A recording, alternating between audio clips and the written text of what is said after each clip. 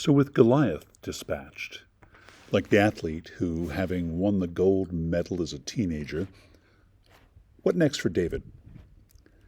Unlike elite athletes who, as a result of the drive that brought them to the apogee of their chosen sport, and who frequently hang on for one more Olympiad, one more season, one more surgery, one more concussion, one more failed marriage, increasing financial difficulties.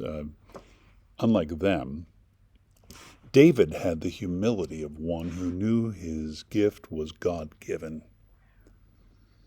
After the life-changing act of slaying Goliath, and thereby winning the war for King Saul and the people of Israel, he simply hung out, wondering, what next?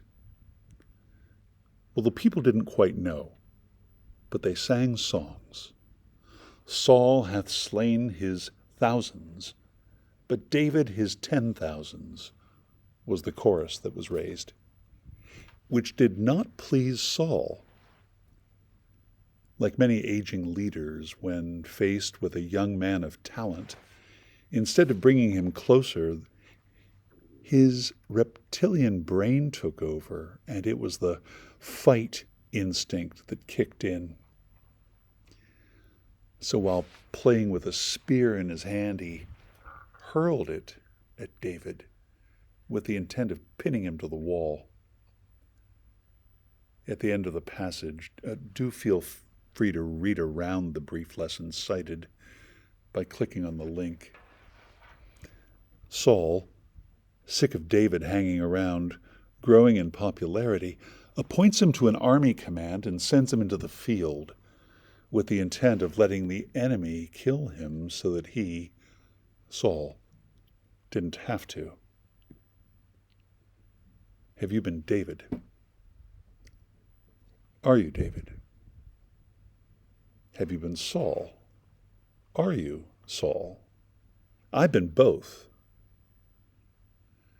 Have you been young and, quite frankly, abler than your boss, yet hoping to learn from him, only to find him, to find her, putting up defenses, or worse, getting rid of you out of his own insecurity?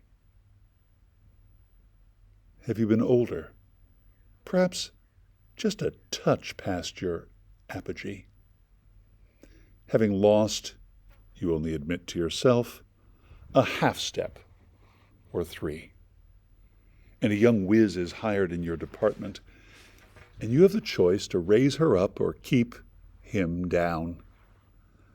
I had a wonderful first rector who told me, "Ian, I want you to preach 3 of 4 Sundays. I'm tired and, quite frankly, would rather do other things than prepare sermons. You go for it. If you do well, I'll look great for having hired you." Now that was someone who embraced his impending retirement and empowered a would-be up-and-comer. God bless Father George Willis, of blessed memory. Saul could have, as King George III did, have a Wellington and a Nelson and make up for having had a Cornwallis and a Graves in the previous century. But he didn't. He gave in to his lesser instincts of pride and vainglory and tried to eliminate the perceived threat rather than to pivot and embrace the new reality and welcome an ally. Can we pivot when we realize this season is over, but our life is not? Can we figure out what is next and bring others in? Others who are different, even smarter or stronger, wiser or abler than we are. We can, if we, as the prophet Micah enjoins us, and as we read on the side of the Temple Emmanuel Annex building after crossing 65th Street through passport control from the west side, if we walk humbly with our God. Again, Let us be David. Later this summer, I will not end with that hortation.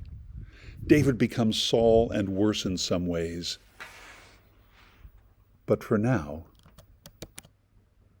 let us be David.